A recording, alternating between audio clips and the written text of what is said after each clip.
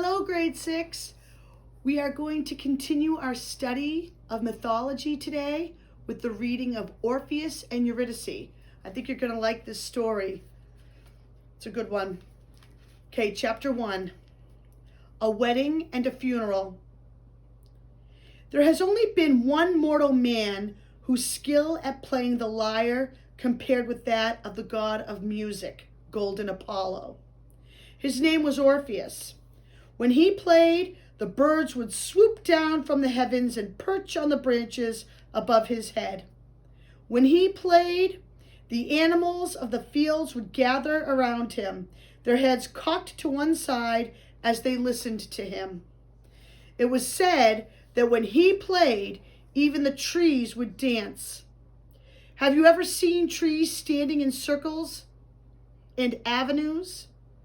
It is said that those are the places where Orpheus stopped playing before the dance was finished.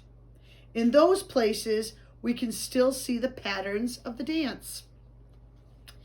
Now, Orpheus had fallen in love with a woman called Eurydice. There was a wedding, a magnificent wedding, with many guests and delicious food to eat. All the master musicians were there, playing instruments of every kind.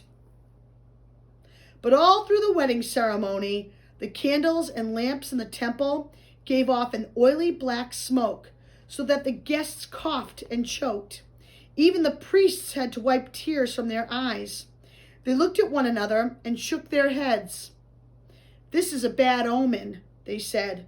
"Such things should never happen at a wedding." The priests had good reason to be worried. The morning after the wedding, Eurydice woke up early. She climbed out of bed while Orpheus was still deep in sleep. She slipped outside. Dawn was breaking. The warm autumn light woke a snake that was coiled up on a rock. It slid through the grass just as Eurydice was stepping barefoot across the meadow. Their paths crossed. Startled, the snake sank its fangs into Eurydice's ankle. Its poison coursed through her veins. With a cry, she fell to the ground. When Orpheus found her, she was lying dead and cold in the dew-damp grass. He lifted her in his arms. He carried her home, his face wet with tears. And so it came about that the day after their wedding was the day of Eurydice's funeral. The wedding guests, who the day before had gathered in joy, now gathered in sorrow as her body was laid on a pyre piled high with wood. Coins were placed over her eyes to pay the ferryman who would carry her across the water to the land of the dead. Blazing torches were lowered into the kindling, and as the flames wrapped themselves around his wife's body, Orpheus stood and watched, bowed down with a terrible sorrow. Chapter 2. The journey begins. When the funeral was over, when the heat of the fire had turned Eurydice's bones to fine white ash, Orpheus picked up his lyre and set off on a great journey. He traveled for many days over land and sea until he came to a dark cave. He entered the cave and followed it down and down, making his way through tunnels that twisted to the left and right. Orpheus journeyed deeper and deeper into darkness. He waded across a river of blood. He waded across a river of tears. He passed through an orchard, its fruit sweet with the stench of decay. He passed through a forest of swords and knives. He came at last to the edge of a dark, oily river, the river of forgetfulness. It is the river that separates the living from the dead. Once a dead person's soul has crossed over it, they lose all memory of how they have lived and of those they have loved. On the far side, Orpheus could make out the shadowy hills of the country he was seeking, the land of the dead. He stared across the water with only the thought of Eurydice in his mind. How could his lovely bride be there in that strange dark place? He lifted his lyre to his shoulder and began to play a tune that brimmed with love and sorrow. The beauty of the music floated out across the deep, dark water. It reached the ears of the ferryman, Charon. He pulled his boat toward the sound. When he saw Orpheus, he said, "Stranger, whether you are mortal or immortal, living or dead, your music so enchants my ears that I will carry you across the water free of charge. Climb into my boat." Orpheus stepped from the bank into the boat, and the ancient ferryman pushed away from the land and poled across the river. When they reached the far side, Orpheus lowered his lyre, jumped ashore, and strode into the dark shadows. Suddenly, there came the sound of growling, then a harsh barking.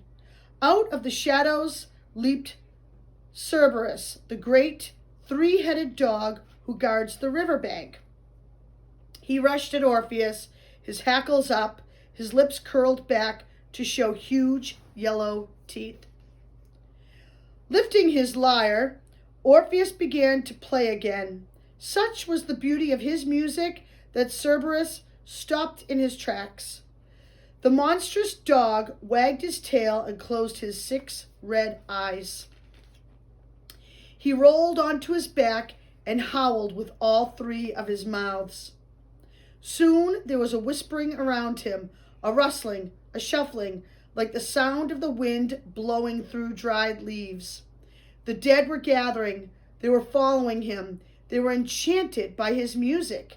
It made them weep for sorrows they could not remember anymore. It made them laugh for joys that were forgotten. For the dead have lost all memory of their lives. They are a drifting host of whispering ghosts. Chapter 3. The Sorrow of Hades.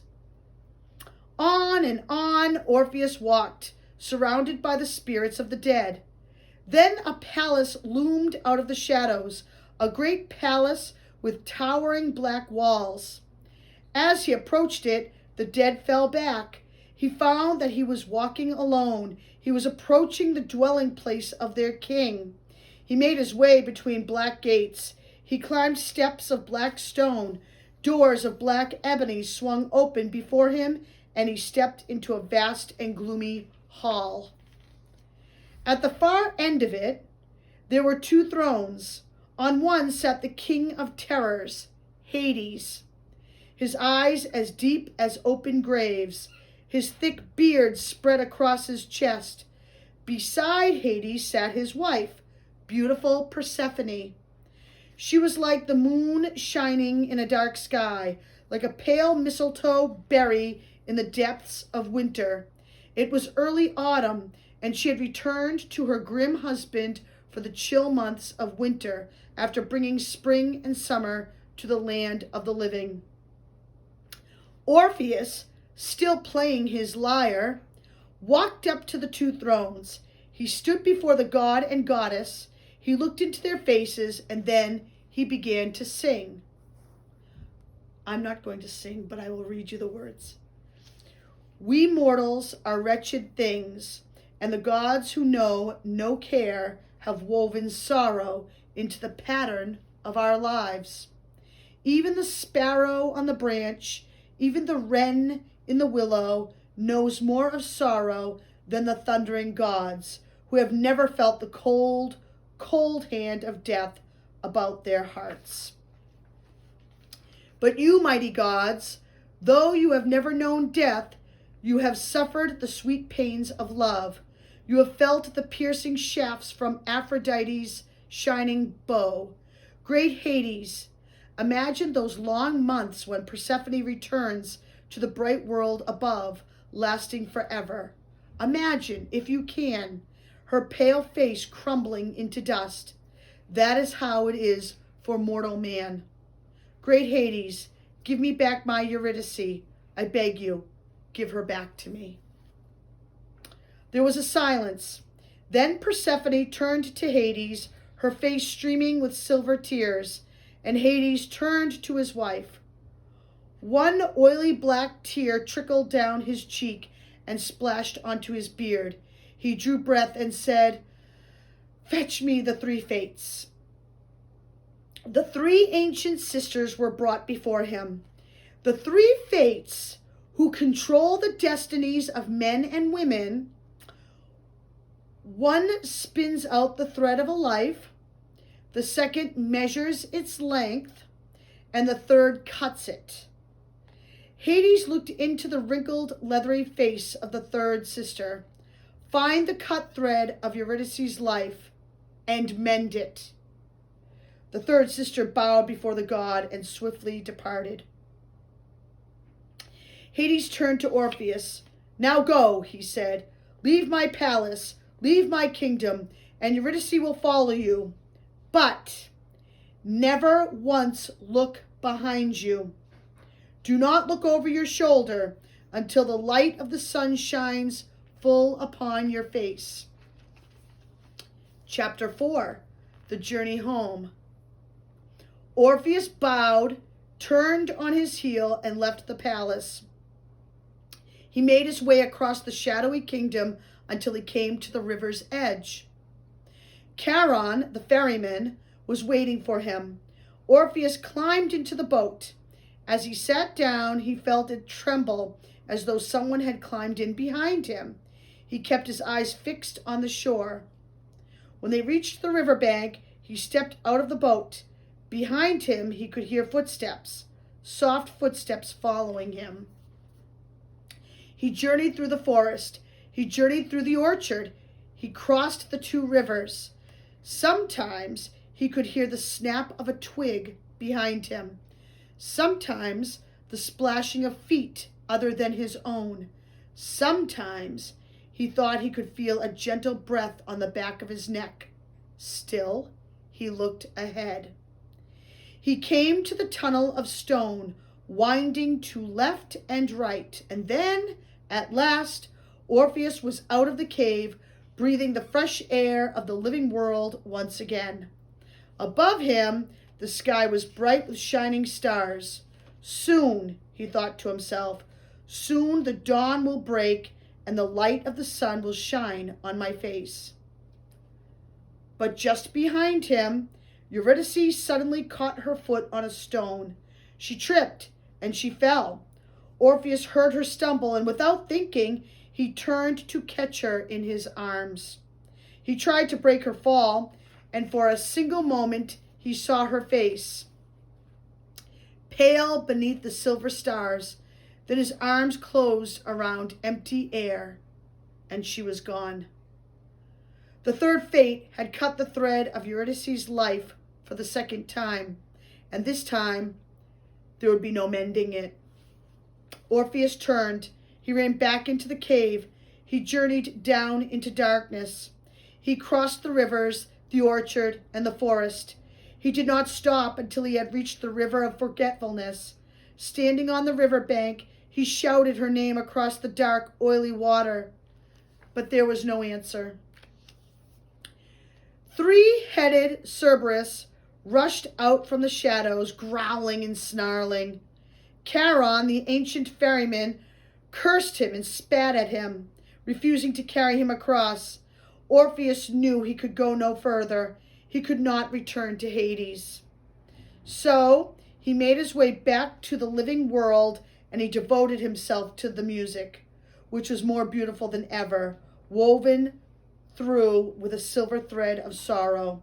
It was all he was interested in now, all he could care for. He devoted himself to the worship of golden Apollo, the god of music, and he devoted himself to the memory of his beloved Eurydice. His music was so beautiful that many women fell in love with him, but Orpheus did not care.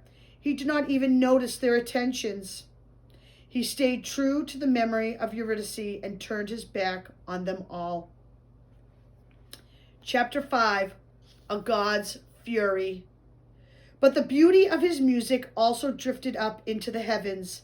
It reached the ears of one of the gods, Dionysus, the god of drinking and drunkenness, of madness, of wild dancing and wild music.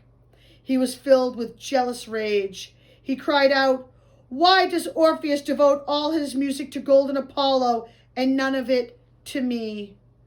Dionysus looked down at the world and saw all the women whom Orpheus had turned his back on.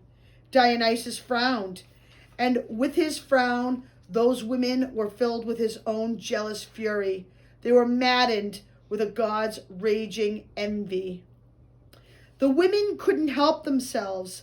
They ran to the place where Orpheus was playing his lyre with the birds and animals gathered around him. They picked up stones and clods of earth and threw them at him. But the music was so beautiful that the stones did not touch Orpheus. They dropped to the ground at his feet. So the women began to scream. The sound of their screams drowned the music, and the stones and clods began to strike Orpheus. The birds rose up into the sky. The animals fled. Orpheus pleaded with the women to leave him alone, but they ran into a field. They found spades and sickles and the blade of a plow. They attacked Orpheus. They hacked off his head. They lifted it up and flung it into a river. They picked up his lyre and flung it in behind. Wow.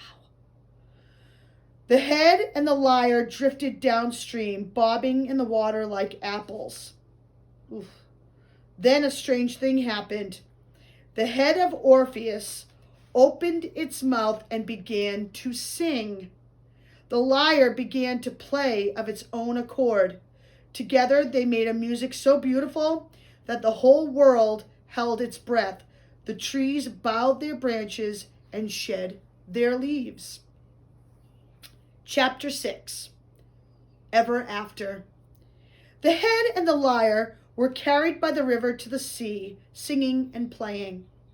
Then they were carried by the tides and the currents and the waves of the sea. They were carried to the island of Lesbos. They were washed up on the seashore, still singing and playing. The people of Lesbos found the miraculous head. They carried it to a cave and sat and listened to it, enchanted by the beauty of its music. Golden Apollo reached down from the heavens and lifted up the lyre. He sat it in the night sky as a constellation, a pattern of stars called the lyre that we can still see to this day. And as for Orpheus, he journeyed for the third time down to the river of forgetfulness. He was a spirit himself now, and Charon, the ferryman, was waiting for him. He was carried across the water. As he stepped onto the bank at the far side, like all the others, he forgot everything. Orpheus joined the drifting hosts of the dead. But Persephone, the wife of Hades, saw him and remembered him. She felt pity stirring in her heart. She reached forward and touched his forehead with the tip of her finger. In that moment, Orpheus's memory returned. She touched Eurydice's forehead, and she too remembered everything. The two lovers found one another in that shadowy kingdom, and they fell into each other's arms. And even to this day, they walk together, talking, singing, and laughing. Sometimes they walk arm in arm. Sometimes Eurydice walks ahead and Orpheus follows. Sometimes Orpheus walks ahead, knowing that he can look over his shoulder and his Eurydice will always be there. And that's it for that particular story. I love these myths. I love all of these stories. I'll see you next time. Hopefully I'll see you in person next time, and we will read some more mythology. All right.